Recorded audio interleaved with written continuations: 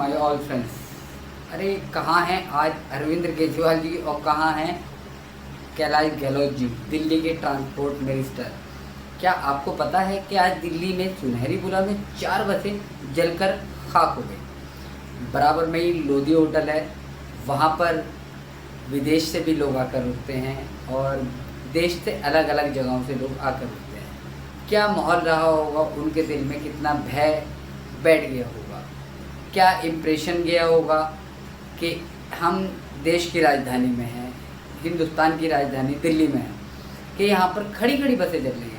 अभी तक रोड पर चल रही थी, टर्मिनल पे चल रही थी, लेकिन अब डिपो में भी खड़ी खड़ी बसें चल रही। 1 नहीं, 2 नहीं, 3 नहीं, 4 बसें एक साथ खाक हो गई और ये बसें वापस रोड पे नहीं आने वाली।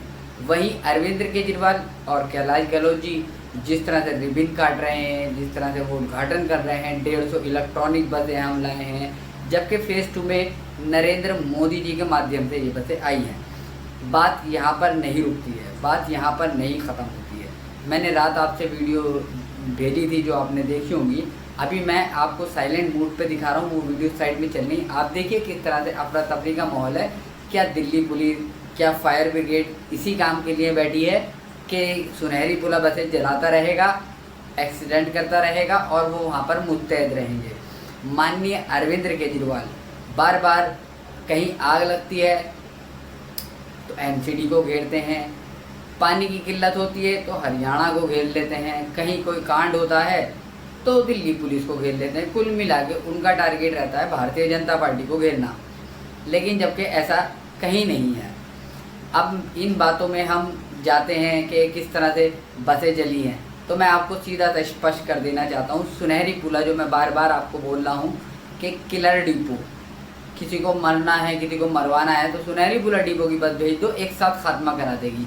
जैसे पुलिस वाले तक को नहीं छोड़ा इन्होंने, रोड पे चलते हुए स्कूटी वालों को नहीं छोड़ा, कार वालों को नहीं छोड़ा।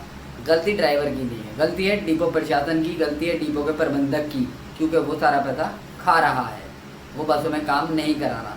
इस बार अगर दिल्ली सरकार को बोला जाए तो कई जगह पर गलत भी है, क्योंकि यहाँ पर इस बार सो रहा है डिपो का मालिक, जो वेंडर है। क्या उसको ये भ्रष्ट अधिकारी नज़र नहीं आ रहे? क्या वो दिल्ली की जनता की जान के साथ खिलवाड़ करने के लिए इन अधिकारियों को बैठाया है कि ये भ्रष्टाचार करते रहें, ड्राइवर कंडक्टर के ऊपर आफत आती रहे? अब तो खैर दिल्ली में डिपो जला है, दिल्ली में टर्मिनल जला है, दिल्ली में रोड जला है, दिल्ली में शॉपें जली हैं, सिर्फ इन्हीं बसों के माध्यम से। और वो दिन दूर नहीं जब दिल्ली के घर भी जलेंगे, ये बसें घरों में घुस के आग लगाएंगे, इन बसों में ब्लास्ट होंगे, लोग मरेंगे। क्या यही दिन देखना बाकी रह गया है दिल्ली की जनता को? क्या यही दिन दिखाने के लिए आम आदमी पार्टी को लाए थे? क्या यही दिन देखने के लिए क्लस्टर बसों को परमिशन दी गई थी? क्या ब्लू लाइन ख़त्म करके ये बसें चलाई गई थी? इसीलिए ताकि इनके अधिकारी, जिनके पास स्कूटर ख़रीदने के पैसे नहीं थे, आज वो हेक्टर में बैठ के आ रहे हैं। आप खुद समझ सकते हैं, जो 18-20 लाख रुपए की कार एफर्ड कर रहा होगा एक डिपो का मैनेजर, जिसकी तनख्वाह 40 से 45 हज़ार रुपये होगी, वो जब 40-45 हज़ार रुपये में हेक्टर यूज़ कर सकता है तो उसका लाइफ स्टाइल क्या होगा, उसके बच्चों की एजुकेशन क्या होगी, उसके पर्सनल रहन सहन कैसा होगा, उसका घर कैसा होगा। तो कुल मिला के ड्राइवरों के साथ भी शोषण, कंडक्टरों के साथ भी शोषण, मैकेनिकों के साथ भी शोषण, और सबसे बड़ा दिल्ली की जनता के साथ छल फरेब। दिल्ली सरकार आंख बंद करके बैठी है। कैलाश गहलोत जी, उनका काम है सिर्फ टर्मिनलों पे जाना, ड्राइवरों की वर्दी चेक करना और कुछ नहीं। भारतीय जनता पार्टी इस मुद्दे को उठा रही है और इस मुद्दे को, और हमें लगता नहीं ये भ्रष्ट अधिकारी और ये डिपो के जो मालिक हैं जब तक नहीं सुनेंगे तब तक इनके कान में आवाज़ नहीं जाएगी, जब तक रोड पे पार्टी नहीं आएगी।